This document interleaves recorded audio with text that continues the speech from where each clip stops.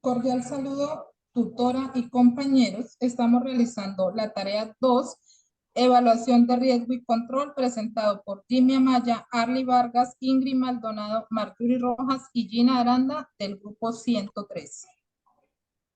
¿Qué significa el riesgo de auditoría? El riesgo de auditoría se refiere a la posibilidad de que existan errores significativos en los estados financieros de una empresa, lo cual podría no ser detectado durante la auditoría. Existen tres tipos de riesgos que se presentan en la auditoría.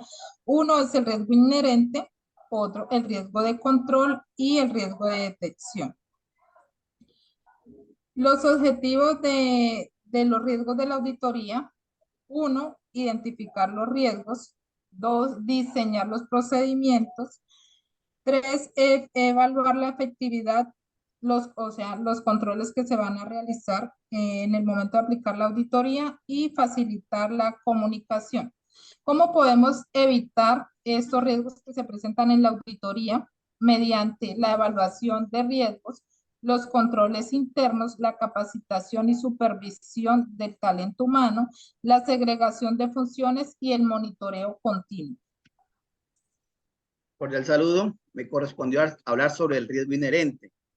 ¿Qué es el riesgo inherente? Bueno, es la susceptibilidad de que una afirmación sobre una transacción, saldo, cuenta contable o cualquier otro tipo de información reportada contenga errores significativos antes de que puedan ser controlados. En otras palabras, es el riesgo latente que existe en toda empresa o entidad y que nosotros como contadores y auditores debemos ayudar a mitigarlos estableciendo parámetros.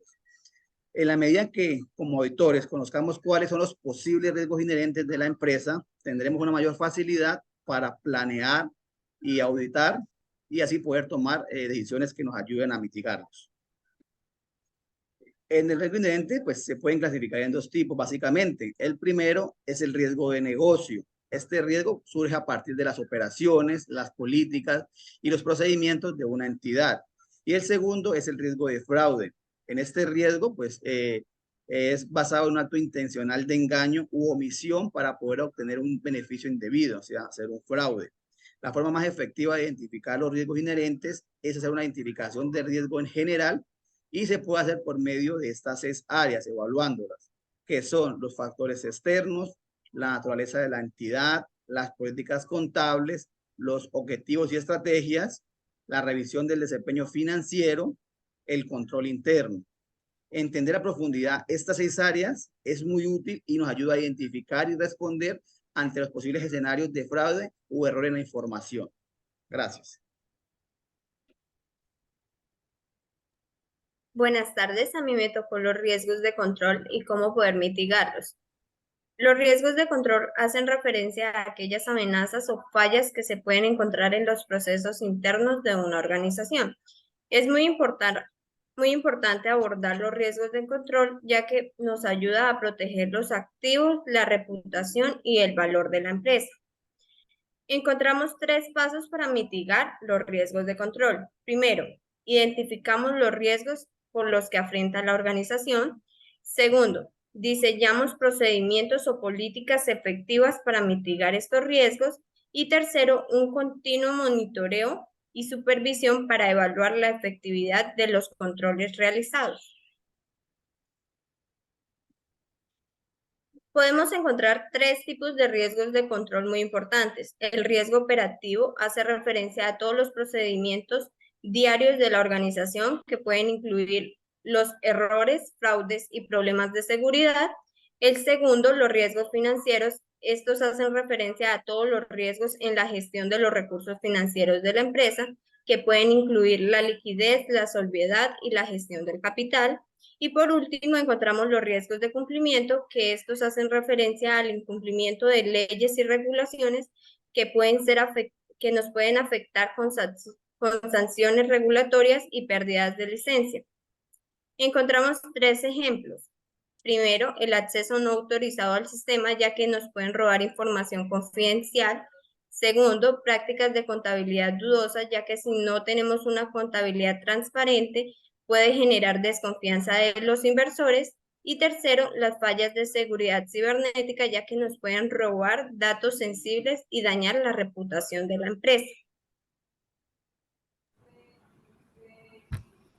Cordial saludo, voy a hablar sobre el tema de riesgos de detención.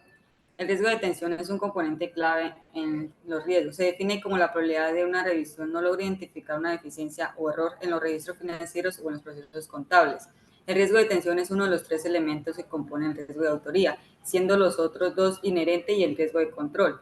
Algunos componentes principales del riesgo de detención es la aplicación incorrecta del procedimiento de auditoría, por ejemplo, cuando el auditor aplica un índice aceptable incorrecto, o la mala interpretación de los resultados de la auditoría, o simplemente evaluación incorrecta de los resultados. Factores que afectan el riesgo de detención.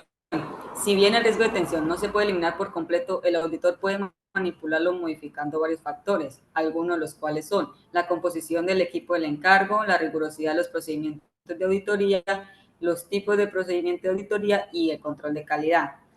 ¿Cuál es la importancia del riesgo de detención? Es importante que los auditores evalúen primero tanto el control como el riesgo inherente y luego asignen el riesgo de detención para llevar el riesgo general de auditoría a un nivel aceptable.